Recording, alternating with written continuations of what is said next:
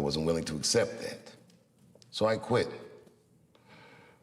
And when I quit, it was a very difficult time in my life that I'll spare you the details, but man, fuck show business. It was tough.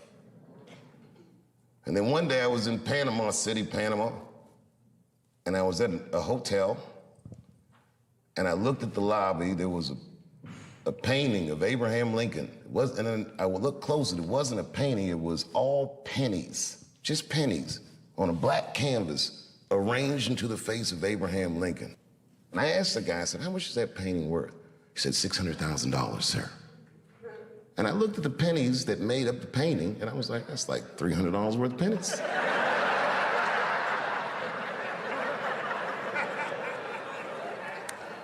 A light bulb went in my head. I realized the value of art. Some of the biggest wars and crimes and scandals in history were financed through the theft of art. Art is a powerful commodity. And artists, if you're good at it, should never behave as a commodity. That's a tough one.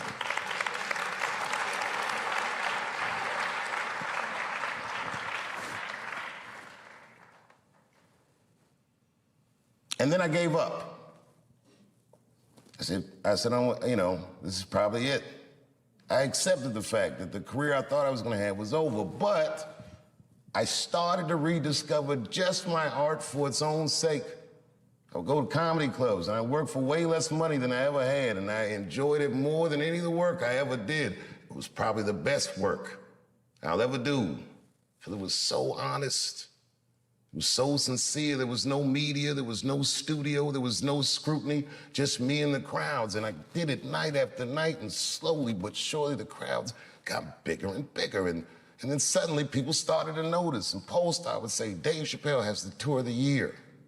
And again, and then the year after that, and then the year after that. People kind of like me. Oh, this guy, he's pretty funny.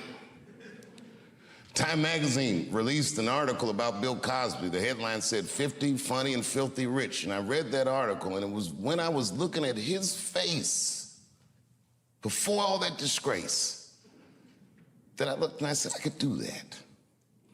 I told my father, and my father said, well, then just do it. That's why I wouldn't even know where to start. And he said, well, look in the phone book. It was before the internet, if you're young.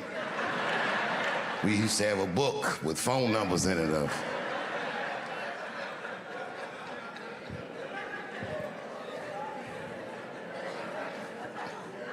My father found for me the local comedy club in Washington, D.C. I called him. I found out when open mic night was, and I started to go there on Tuesday nights, just watch. And then one night I went on a weekend. I would get my money together, and I would go to this comedy club, and I would just watch these comedians, and sometimes they would talk to me. And I told one of the comedians after a show one night, I said, man, I really want to try to do this. And he said, well, he said, if you want to be a good comedian, you should know how to act. I said, why? He says, he didn't explain it. I said, okay, and I told my parents, and this is how I came to find out about Duke Ellington, my mother. She said, there's a place you can go where you can learn to act right here in Washington. It's a high school.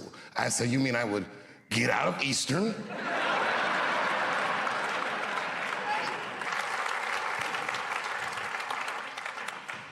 After I did Lorne Michaels, after I did Saturday Night Live, Lorne Michaels said something that I got to share with you. He goes, you went to Peggy Caford School, didn't you? That's what he said. And I said, I did. And he said, I want to say to Saturday Night Live, he goes, tell her I owe her money.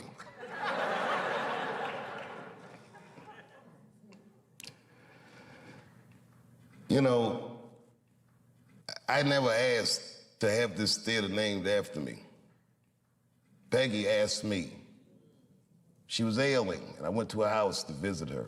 She said, I want you to put your name on the school.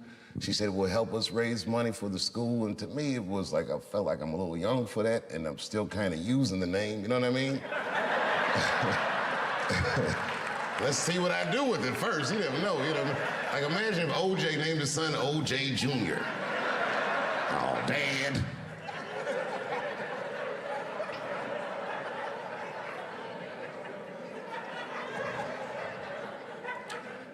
And around then, I was receiving the Mark Twain Prize, huge honor. And the next day, all the artists that came to honor me, the Bradley Coopers and Chris Tuckers and all these great people, came to Ellington, and they taught master classes for the students.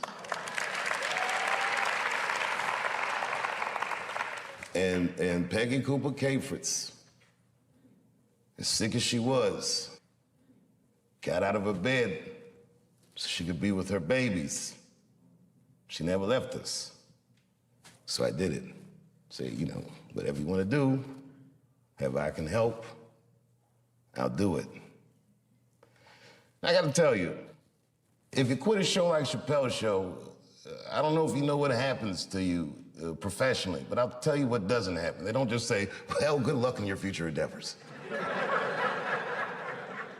With that media, they beat me up. With their power, they tried to make me behave.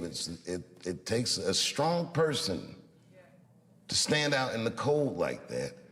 And I swear to God, so much of the strength I got to do that, the inner warmth I got to do that, I learned in this school and from my friends who helped raise me.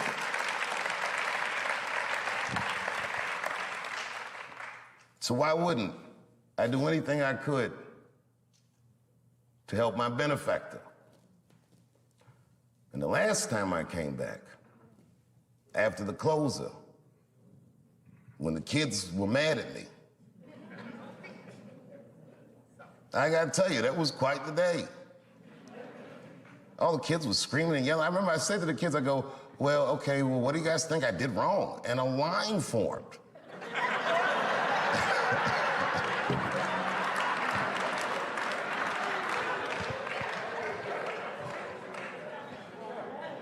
These kids said everything about gender and this and that and the other, but they didn't say anything about art.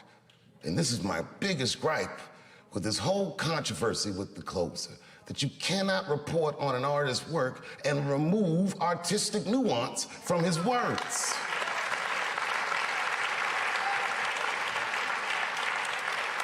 It would be like if you were reading a newspaper and they say, man shot in the face by a 6-foot rabbit, expected to survive. You'd be like, oh my God. And they never tell you it's a Bugs Bunny cartoon.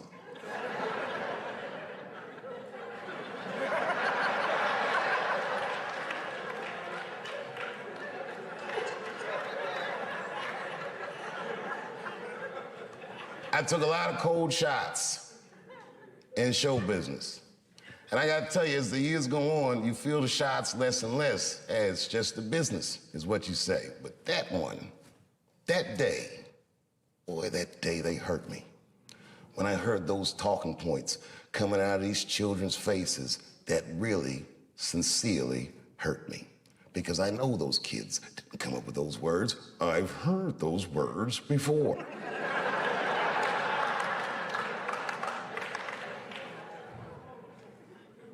The more you say I can't say something, the more urgent it is for me to say it. And it has nothing to do with what you're saying I can't say. It has everything to do with my right, my freedom of artistic expression that is valuable to me, that is not separate from me. It's worth protecting for me, and it's worth protecting for everyone else who endeavors in our noble, noble professions. And these kids didn't understand that they were instruments of oppression. And I didn't get mad at them. They're kids, they're freshmen, they're not ready yet. They don't know. What made me mad, and I am this petty,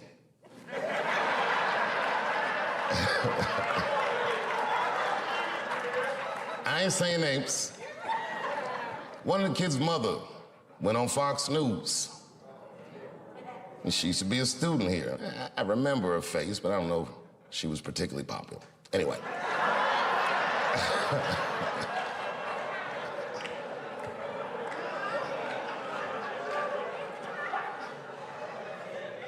She was in the literary media arts department. She said a lot of things that I didn't like, a lot of things, but, you know, that's her right. Things she said that got to me. She said, at Duke Ellington, that theater was a sanctuary for students. I used to sit there and meditate. Well, of course you'd meditate. You were a literary media arts student. We didn't meditate in here, we got to work. But okay, fine. I would sit in there and meditate, she said.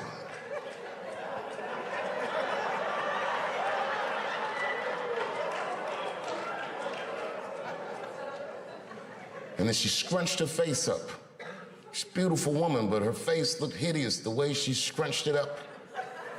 And she said, and just to imagine his name on that theater. How could you do that to those kids?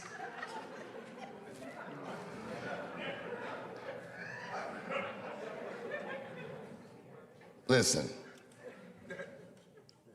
No matter what they said about the closer, it was still the most watched special in the world.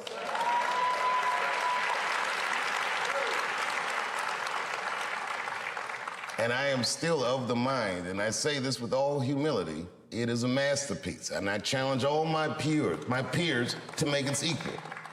They cannot. I am sure.